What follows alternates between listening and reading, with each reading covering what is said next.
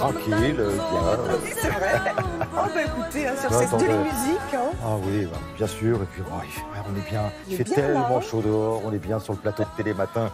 Mon Frédéric Dieu. Vion est avec nous. On le retrouve dans un instant pour la revue de presse.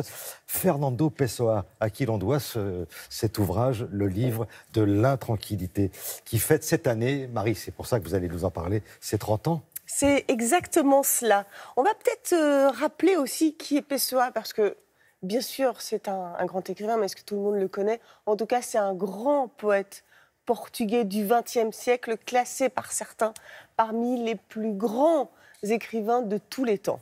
Et donc, cet homme, cet écrivain, n'a jamais... Il a une particularité, c'est qu'il n'a jamais signé vraiment de son nom. Il a très peu publié de son vivant. Et donc, il a laissé derrière lui des milliers de textes, Thierry. Et avec ces textes, donc, il y a un livre qui a été écrit, qui a été publié 50 ans après sa mort. Et ce livre, c'est effectivement donc, le livre de l'intranquillité. Ce livre a eu un énorme succès posthume. Et donc, on entend quelques petits bruits comme ça sur le plateau. Et donc, ce livre a eu... Mais l'émission va continuer Oui, pendant voilà, les travaux, c'est ça. vous inquiétez Donc, pas. oui, c'est pas grave. Alors, donc, ce livre a eu vraiment beaucoup de succès après sa mort. Et aujourd'hui, donc, il revient avec une nouvelle réédition, un nouvel agencement des textes, une nouvelle traduction. Et on a interviewé une personne à qui, évidemment, on doit ce nouveau texte. C'est Teresa Rita Lopez. C'est vraiment une spécialiste reconnue de Pessoa qui a vraiment consacré toute sa carrière à cet écrivain. Et donc, vous allez voir pourquoi aujourd'hui, eh bien, ce livre a aussi un nouveau titre. Explication, regardez. Je ne suis rien. Je ne serai jamais rien. Je ne peux vouloir être rien. À part ça, je porte en moi tous les rêves du monde. Fernando Pessoa est un écrivain portugais né à Lisbonne en 1888, qui est mort dans la même ville en 1935, donc il avait 47 ans.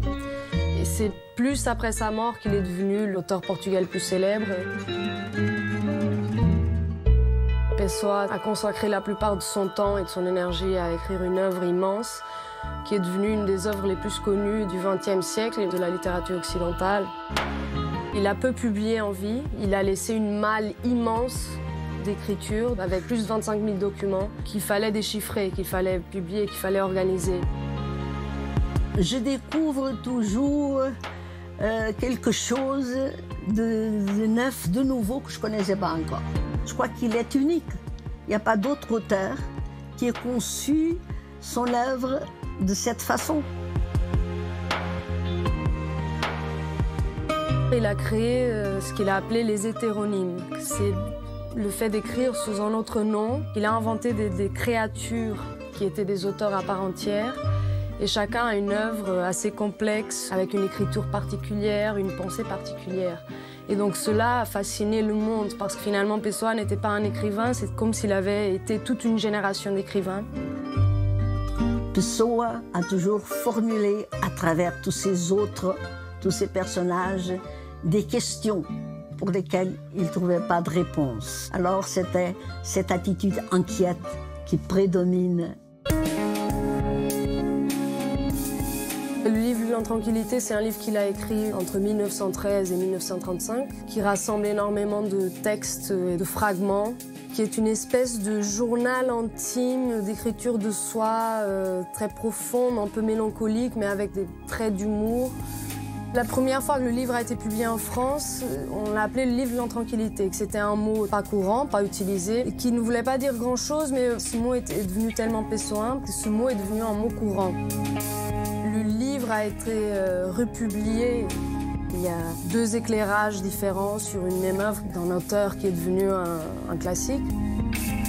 Inquiétude, par contre, c'est un mot que les Portugais francophones préfèrent parce qu'ils trouvent que ça désigne mieux le fait d'être inquiet d'une manière philosophique et aussi physique. Lisbonne est vraiment la scène privilégiée de toutes ces rêveries, de toutes ces pensées. Mais peut-être que ce qui le définit mieux, c'est tout simple. Tout bêtement simple, c'est « je suis plusieurs ». C'est vraiment, on parle vraiment du travail d'un homme, vous me disiez, qui ne cessait d'écrire. Ah mais c'est jour et nuit, vous imaginez plus de 27 000 textes comme ça en très peu de temps, parce qu'il est mort très jeune. Donc voilà, ce livre, c'est vraiment toute sa vie, c'est toute son œuvre. Aujourd'hui, donc, il ressort sous le titre « Livre de l'inquiétude ». Voilà. Merci infiniment, Marie.